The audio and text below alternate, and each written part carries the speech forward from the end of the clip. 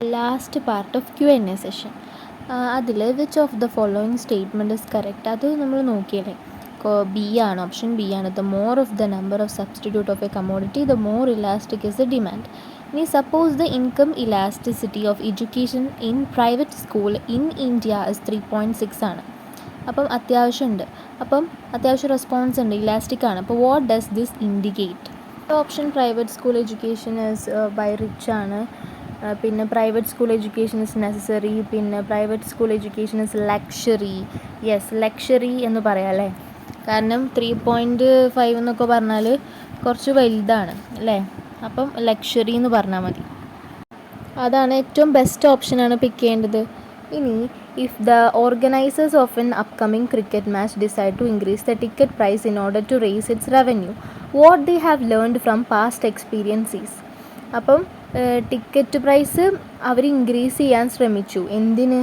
Revenue കൂട്ടാൻ വേണ്ടിയിട്ട്. അപ്പോൾ ക്രിക്കറ്റ് എന്ന് പറഞ്ഞാൽ തന്നെ നമുക്കറിയാമല്ലോ, അതിന് ഭയങ്കര ഡിമാൻഡ് ആയിരിക്കും. ലിമിറ്റഡ് ആയിട്ടുള്ള സീറ്റൊക്കെ ആയിരിക്കും ഉണ്ടാവുക, കാരണം എല്ലാവരും IPL ഒക്കെ കാണാൻ പെട്ടെന്ന് തന്നെ സീറ്റ് പിടിക്കും. അപ്പം ഭയങ്കര ഡിമാൻഡ് ആയിരിക്കും. അപ്പം ഇനിലാസ്റ്റിക് ആയിരിക്കും അല്ലേ ശരിക്കും പറഞ്ഞാൽ. പ്രൈസ് എത്ര കൂടിയാലും അവിടെ ഒരു സീറ്റ് കിട്ടുക എന്നുള്ളതാണ് മെയിൻ. അപ്പം അങ്ങനെയാണെങ്കിൽ ഇവിടെ ഇത് the percentage increase in the ticket rate will be always greater than the percentage decrease in the ticket sold. Ticket sold ചെയ്തത് കുറയുക എന്നുള്ളതിനേക്കാളും തന്നെ ആയിരിക്കും ടിക്കറ്റ് റേറ്റിൻ്റെ എമൗണ്ട് കൂട്ടുക എന്നുള്ളത് അല്ലേ. അതാണ് നല്ല ആൻസർ. അതായത് നമ്മളുടെ ടിക്കറ്റ് റേറ്റ് ഉണ്ടാവുമല്ലോ, അത് എപ്പോഴും കൂടുതലായിരിക്കും. Increase in the ticket rate will be always greater than the percentage decrease in the ticket sold. എന്ന് വെച്ചാൽ പ്രൈസ് ഇൻക്രീസ് ചെയ്തു എന്ന കാരണം കൊണ്ട് ഒരിക്കലും ടിക്കറ്റ് സോൾഡ് ചെയ്തത് കുറയുന്നില്ല. ഇനിയിപ്പോൾ കുറഞ്ഞാൽ തന്നെ അത് ചെറിയൊരു എമൗണ്ടേ കുറയുന്നുള്ളൂ എന്നാണ് പറയുന്നത്. ചെറിയൊരു പെർസെൻറ്റേജ് മാത്രമേ ഡിക്രീസ് ഈ ടിക്കറ്റ് സോൾഡ് ചെയ്തതിൽ സംഭവിക്കുള്ളൂ. Data on production of vegetables for the past 2 years showed that despite stable prices, there is a substantial decline in output of cabbage, leading to lower supply into the market. In which of the following can possibly be the reason? അപ്പം ക്യാബേജിൻ്റെ supply കുറയേണ്ട കാരണം എന്തായിരിക്കും? വേറെ ഏതെങ്കിലും ഐറ്റത്തിൻ്റെ price കൂടിയുണ്ടായിരിക്കും, അതുകൊണ്ടാണ് ക്യാബേജിനെ mind ചെയ്യാത്തത്. അപ്പം and increase in the price of cauliflower which is equally preferred by the consumer. അപ്പം ഈ റിലേറ്റഡ് ഗുഡ്സിൻ്റെ ആ ഒരു ഡിറ്റർമിനൻ്റാണ് ഇവിടെ വന്നത്. സബ്സ്റ്റിറ്റ്യൂഷൻ ചെയ്യാമല്ലോ നമുക്ക്, ഒന്നിൻ്റെ പ്രൈസ് കൂടി അതിലേക്ക് ഷിഫ്റ്റ് ചെയ്യും സപ്ലയേഴ്സ്. അപ്പോൾ option A, the following diagram shows the relationship between price of good X and quantity demanded of good Y. What we infer from the diagram is.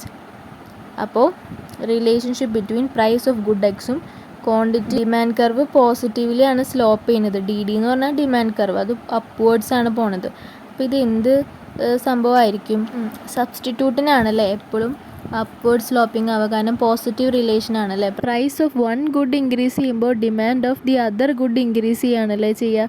അപ്പോൾ ഒന്നിൻ്റെ പ്രൈസ് കൂടുമ്പോൾ മറ്റേ ഇതിൻ്റെ ഡിമാൻഡ് കൂടുകയാണ് ചെയ്യുക. പെർഫെക്റ്റ് സബ്സ്റ്റിറ്റ്യൂട്ട് ആണെന്ന് പറയാൻ പറ്റില്ല അല്ലേ, കാരണം അത്ര പെർഫെക്റ്റ് ആയിട്ടുള്ളൊരു അപ്വേർഡ് സ്ലോപ്പിംഗ് അല്ല ഇതിനുള്ളത്.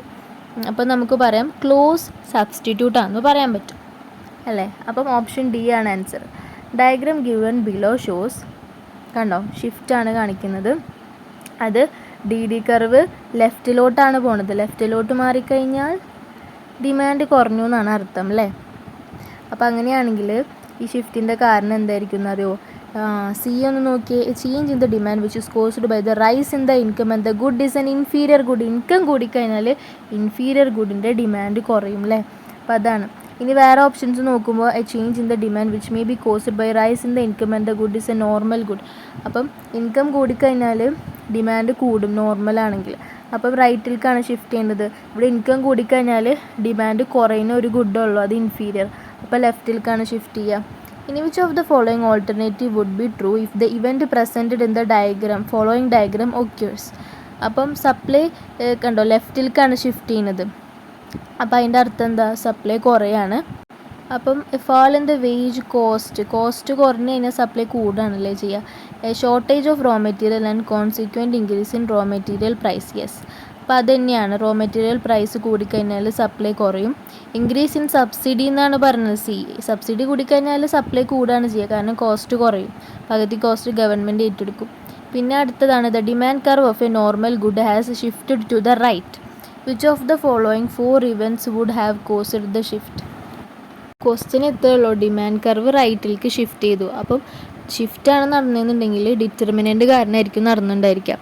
അപ്പം ഇവിടെ fall in the price of a substitute. അപ്പോൾ സബ്സ്റ്റിറ്റ്യൂട്ടിൻ്റെ ഒരെണ്ണത്തിൻ്റെ പ്രൈസ് കുറഞ്ഞാൽ ഡിമാൻഡ് കുറയാണല്ലേ ചെയ്യുക, പോസിറ്റീവ് റിലേഷൻ ആയതുകൊണ്ട്. അപ്പോൾ അത് നോക്കണ്ട. പിന്നെ fall in the nominal income of the consumer.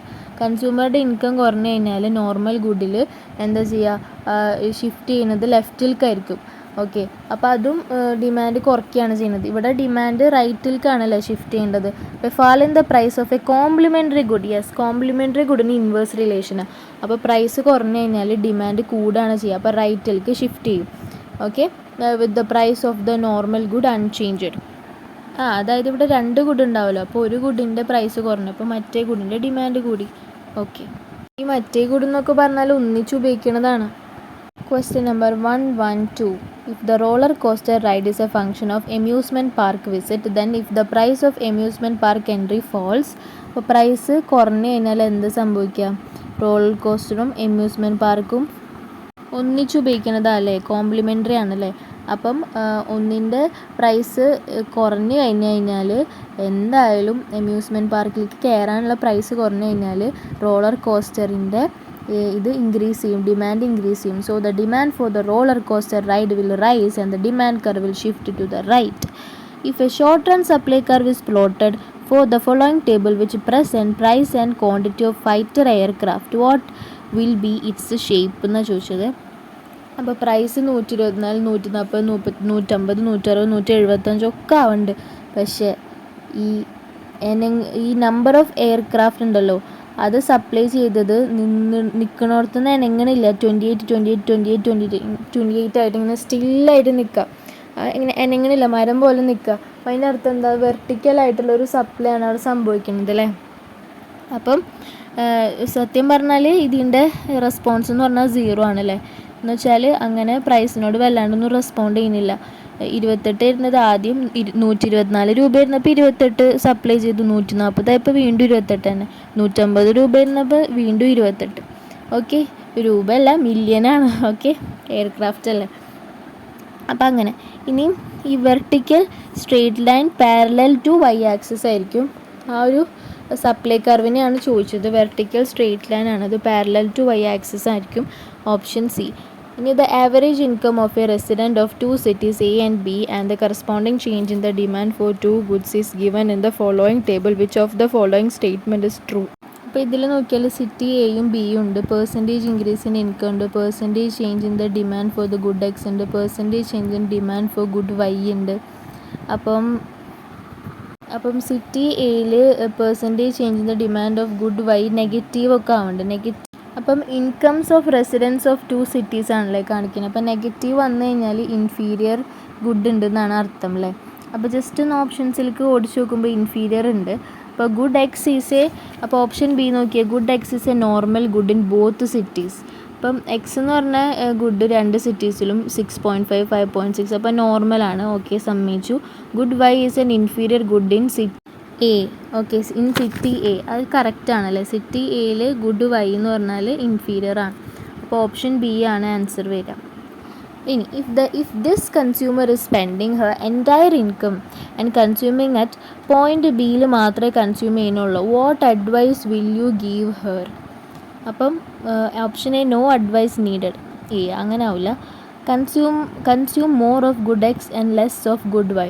അപ്പോൾ ആ പോയിൻ്റ് ബി എന്ന് പറഞ്ഞാൽ ഗുഡ് വൈ ആയിരിക്കും കൂടുതൽ ഹാവ് ചെയ്യേണ്ടായിരിക്കുക. പോയിൻ്റ് ബി വൈൻ്റെ അടുത്താണല്ലോ നിൽക്കണേ. അപ്പം നമുക്കൊന്ന് ഏകദേശം കണക്ക് നോക്കിയാൽ മനസ്സിലാവും. ഇതിപ്പോൾ 7,2 എങ്ങാനും ഇരിക്കും എന്ന് വിചാരിക്കും. 7,2 അല്ല, X,Y അല്ല എപ്പോഴും പ്ലോട്ട് ചെയ്യ ഒരു പോയിൻ്റ്. അപ്പം 2,7 ആയിരിക്കും എന്ന് വിചാരിക്കും. അപ്പം അങ്ങനെയാണെങ്കിൽ X,Y എന്ന് പറഞ്ഞാൽ 2.7. 7 എന്ന് പറഞ്ഞാൽ വൈനെയാണ് ഉദ്ദേശിച്ചത്. അപ്പം അതാണ് ബി. അപ്പം നമ്മൾ പറയും consume more of good X and less of good Y. Good Y കുറച്ചൊന്ന് കളഞ്ഞിട്ട് കുറച്ചധികം എക്സ് എടുക്കൂ എന്ന് പറയും. Which of the following statement is true about this consumer? അപ്പം the consumer is all of the above ഉള്ളതുകൊണ്ട് എല്ലാം വായിച്ചു നോക്കണം. The consumer is not maximizing her utility at point K.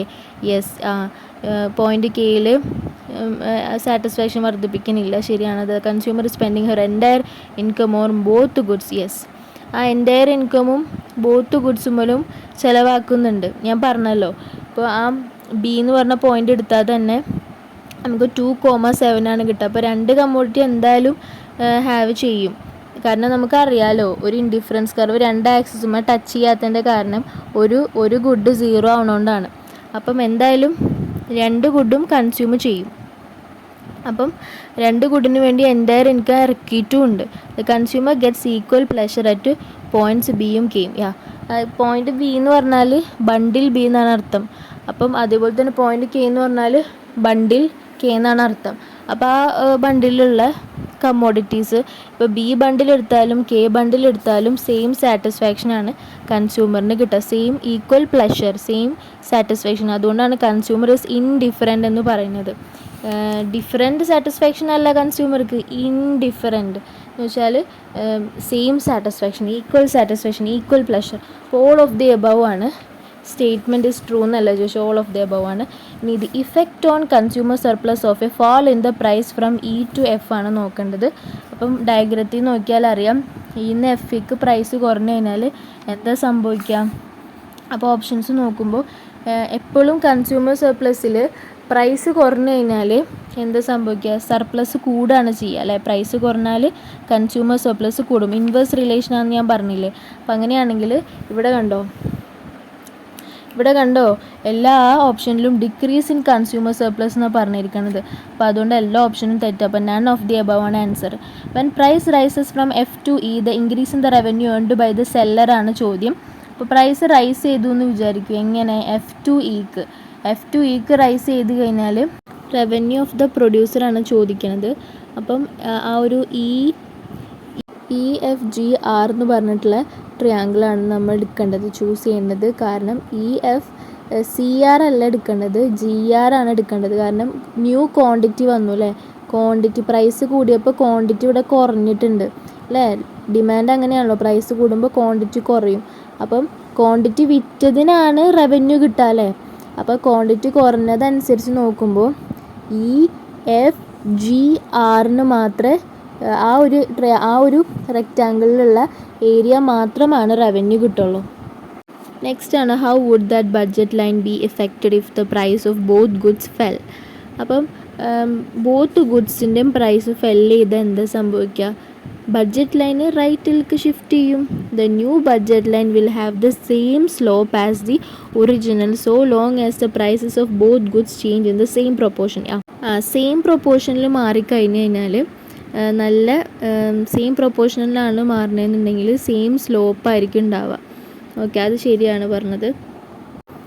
പിന്നെ during recession economies experience increased unemployment and reduced level of income. How would a recession likely to effect the market demand for new cars. അപ്പോൾ ആരെങ്കിലും പൈസ ഇല്ല, അപ്പോൾ demand കുറയാണ് ചെയ്യുക. Demand curve will shift to left. പിന്നെ ഈ budget ലൈൻ്റെ മനസ്സിലായില്ലേ. ഇപ്പോൾ സെയിം പ്രൊപ്പോർഷനിലാണ് ഇൻക്രീസ് ചെയ്യണമെന്നുണ്ടെങ്കിൽ, അതായത് ഇപ്പോൾ എക്സിൻ്റെ റുപ്പീസ് എന്ന് പറഞ്ഞാൽ 2 കൂടി, വൈൻ്റെ റുപ്പീസ് എന്ന് പറഞ്ഞാൽ 2 കൂടി. അപ്പോൾ അങ്ങനെയാണെന്നുണ്ടെങ്കിൽ എന്തായിരുന്നോ നേരത്തെ ആ സ്ലോപ്പ് അതൊന്ന് കറക്റ്റ് ആയിട്ട് എന്ത് ചെയ്യും, മൂവ് ചെയ്യും.